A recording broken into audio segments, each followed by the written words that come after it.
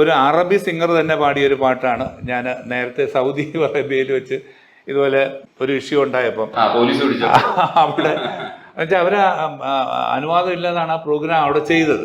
ഇപ്പം അവർ ഇല്ല. മക്കയും മറുവയും ആ പുണ്യ സ്ഥലമായതുകൊണ്ട് അവിടെ മതകാര്യ പോലീസ് എന്ന് പറഞ്ഞൊരു പ്രത്യേക പോലീസ് ഉണ്ടായിരുന്നു. പക്ഷെ എൻ്റെ ഈ ഇഷ്യോടുകൂടിയാണ് ആ പോലീസിനെ എടുത്ത് കളഞ്ഞു.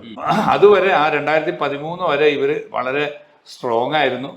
അതേപോലെ തന്നെ ഇങ്ങനെയുള്ള കാര്യങ്ങളിൽ അവർ വളരെ ശ്രദ്ധിക്കുമായിരുന്നു. അപ്പോൾ ഇതിൻ്റെ ഈ അനുവാദമില്ലാതെ പെർമിഷൻ ഇല്ലാതെ ചെയ്തതുകൊണ്ടാണ് അന്ന് അവരവിടെ വന്നത്. പക്ഷേ ഈ ആള് അവിടുന്ന് മുങ്ങിക്കളഞ്ഞത് കൊണ്ടാണ് എനിക്ക് പോലീസ് സ്റ്റേഷനിൽ പോകേണ്ടി വന്നത്. പക്ഷെ നമുക്ക് വളരെ മാന്യമായിട്ടുള്ള ട്രീറ്റ്മെൻറ്റും കാര്യങ്ങളും. കാരണം എൻ്റെ കൂടെ അന്ന് നമ്മുടെ VT ബൽറാം എന്ന് പറഞ്ഞൊരു MLA ഉണ്ടല്ലോ, അദ്ദേഹം ഉണ്ടായിരുന്നു. അപ്പം അദ്ദേഹം റിയാദിൽ നിന്ന് നാട്ടിലേക്ക് പോയി, ഞാൻ റിയാദിൽ നിന്ന് ദമാമിലേക്ക് പോയി. അപ്പം അദ്ദേഹം നാട്ടിൽ വരുമ്പം ഞാൻ ദമാമിലെത്തി. അപ്പം അന്ന് വൈകിട്ടാണ് ഈ സംഭവം നടക്കുന്നത്. അപ്പം ഈ സംഭവം നടന്ന ഉടനെ തന്നെ ബൽറാമിന് ഈ വിവരം കിട്ടി. അപ്പോൾ ബൽറാം ഉടൻ തന്നെ അന്ന് ഉമ്മൻചാണ്ടി ഭരിക്കുന്ന സമയമാണ്. ഉമ്മൻചാണ്ടിയെ വിളിച്ച് പറയുന്നത്, സാറേ ഇങ്ങനെ ഒരു പ്രശ്നം ഉണ്ടായിട്ടുണ്ട്. അപ്പോൾ ഉമ്മൻചാണ്ടിയായിട്ട് എനിക്ക് നല്ല അടുപ്പം ഉണ്ടായിരുന്നു, ഒരു അകന്ന ബന്ധമുണ്ട്. അപ്പോൾ അദ്ദേഹം ഉടൻ തന്നെ പുള്ളിക്കാരിയെ വിളിക്കുന്നു. എന്താ മോളെ എന്താ സംഭവിച്ചത്? അപ്പോൾ അവളും പറഞ്ഞു എനിക്കൊന്നും അറിയത്തില്ല, ഇങ്ങനെ സംഭവമുള്ളൂ. അപ്പോൾ തന്നെ അദ്ദേഹം AK ആന്റണി സാറിനെ വിളിക്കുന്നു. അദ്ദേഹം അന്ന് പ്രതിരോധ മന്ത്രിയാണ്. അതേപോലെ വിദേശകാര്യ മന്ത്രിയായിട്ടുണ്ടായിരുന്ന അഹമ്മദ് സാഹിബിനെ വിളിക്കുന്നു.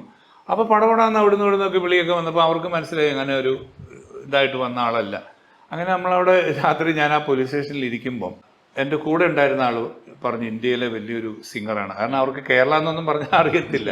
അപ്പം ഇന്ത്യയിലെ ഒരു സിംഗറാണ്. അപ്പം പുള്ളി ഉടനെ മൊബൈൽ എടുത്ത് ഇങ്ങനെ അടിച്ചു നോക്കിയപ്പം എൻ്റെ പേര് പടപടാന്നിങ്ങനെ വീഡിയോസ് വരുന്നുണ്ട്. അപ്പം പുള്ളി പറഞ്ഞു ഞാനൊരു അറബി പാട്ട് പാടാമെന്ന് പറയട്ടെ എന്ന് ചോദിച്ചു. അപ്പം ഞാൻ പറഞ്ഞു ഓക്കെ പറഞ്ഞു. അപ്പം ഞാൻ അതിനു മുമ്പ് ബഹ്റൈനിൽ പോയപ്പം അവിടുത്തെ ഷെയ്ഖ് ഫാമിലി ഇതിൽപ്പെട്ട ഒരാളാണ് വിദ്യാഭ്യാസ മന്ത്രി, അദ്ദേഹമാണ് ഉദ്ഘാടകൻ. അപ്പം അദ്ദേഹത്തിന് വേണ്ടി പഠിച്ച് പാടിയൊരു പാട്ട്. അപ്പം ഞാൻ അവരോട് പല രീതിയിൽ അവരുടെ ആൾക്കാരോട് ചോദിച്ചും കൺസൾട്ട് ചെയ്തുമൊക്കെയാണ് ആ പാട്ട് പഠിച്ചത്. അപ്പം അതുകൊണ്ട് ഞാൻ ആ പാട്ട് അറബി ഉച്ചാരണം എങ്ങനെ ആകണം എന്ന് ഏകദേശം മൊത്തമില്ല പഠിച്ചു വെച്ചിട്ടാണ് പാടിയത്. അപ്പം അതിങ്ങനെയായിരുന്നു.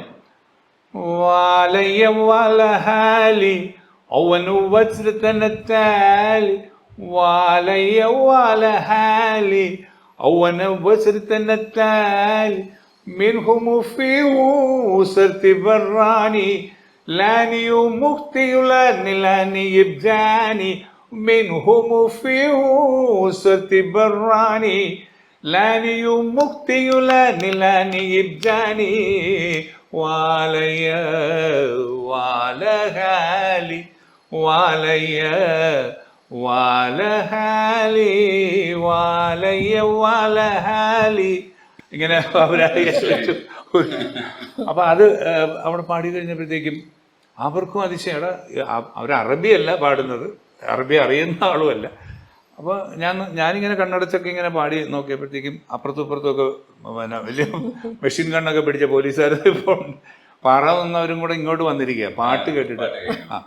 അപ്പം ഞാൻ പറഞ്ഞത് അപ്പം അവർ വരെയും വരണമെങ്കിൽ ഇവൻ പാട്ടുകാരനാണെന്ന് തോന്നിയോണ്ടാവുന്നത്. ഈ ഗായകനാകുമ്പോൾ ഭക്ഷണ കാര്യത്തിലൊക്കെ പലതരത്തിലുള്ള റെസ്ട്രിക്ഷൻസ് ഉണ്ടാവും.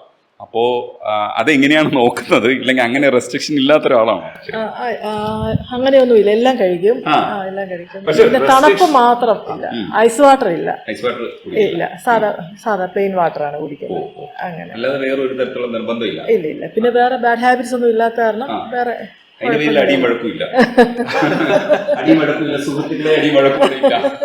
പിന്നെ ഉള്ള ഒരുപാട് പുളി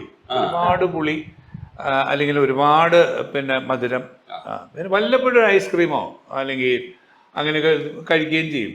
പക്ഷെ ഈ ഐസ് കഴിക്കുന്നതിനോ ഞാൻ എതിരെന്താണെന്ന് വെച്ചാൽ ഇപ്പം നമ്മളൊരു വലിയൊരു ഐസ് കട്ട എടുത്തിങ്ങനെ ഇപ്പം നമുക്ക് ഈ വിരലിങ്ങനെയൊക്കെ ചെയ്യാൻ പറ്റും അല്ലേ?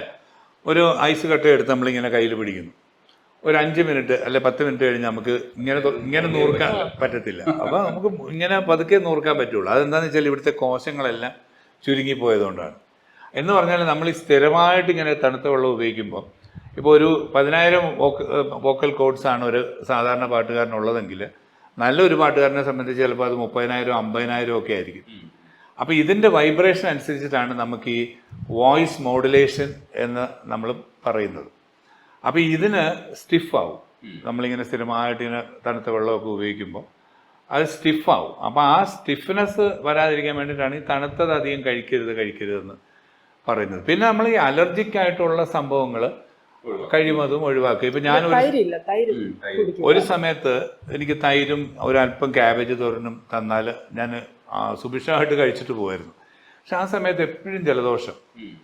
അപ്പോൾ എൻ്റെ അടുത്ത് 1-2 ഡോക്ടേഴ്സ് ഇങ്ങനെ പറഞ്ഞു, ഇയാളൊരു കാര്യം ചെയ്ത് തൈരൊന്ന് ഒഴിവാക്കി നോക്കാൻ പറഞ്ഞു. അങ്ങനെ തൈര് ഒഴിവാക്കി നോക്കിയപ്പോൾ ഒത്തിരി വ്യത്യാസമുണ്ട്. കാരണം ഈ തൈരുണ്ടാകുന്ന അങ്ങനെ ഇച്ചിരി പാലിനകത്ത് കുറച്ച് തൈരും കൂടി ഇട്ടിട്ട് ഒരു ബാക്ടീരിയൽ ഫോർമേഷൻ കൊണ്ടാണ് ആ തൈര് ആവുന്നത്. എന്ന് പറഞ്ഞാൽ നമ്മുടെ ശരീരത്തിൽ ഒരുപാട് ബാക്ടീരിയാസ് ഉണ്ട്.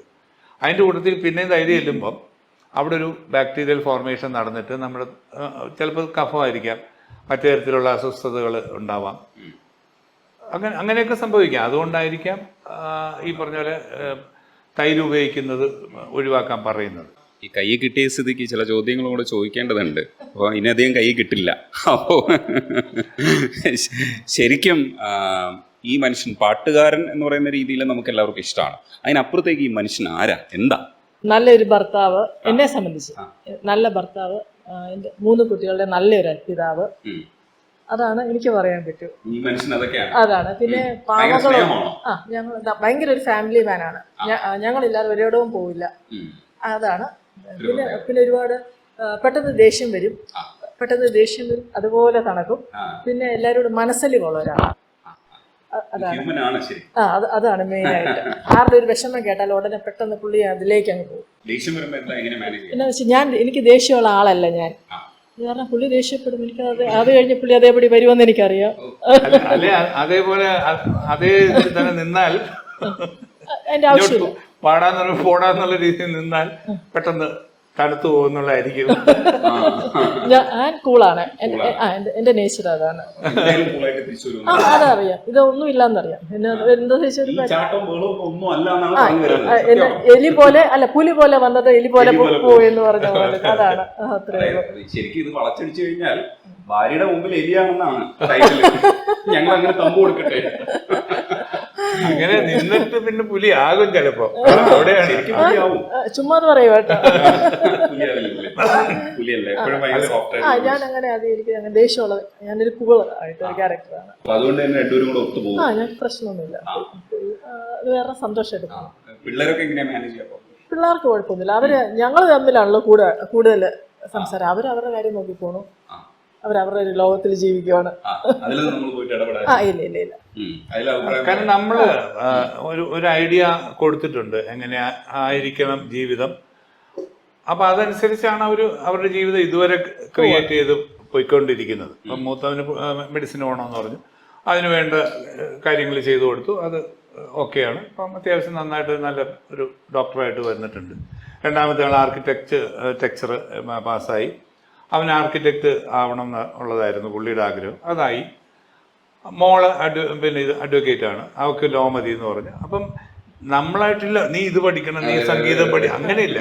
അവർക്ക് ഇഷ്ടമുള്ള ഏതാണ് അവരുടെ ലൈൻ, അത് നന്നാവാനായിട്ട് ശ്രമിക്കാനായിട്ട് മാത്രമേ ഞാൻ പറഞ്ഞിട്ടുള്ളൂ.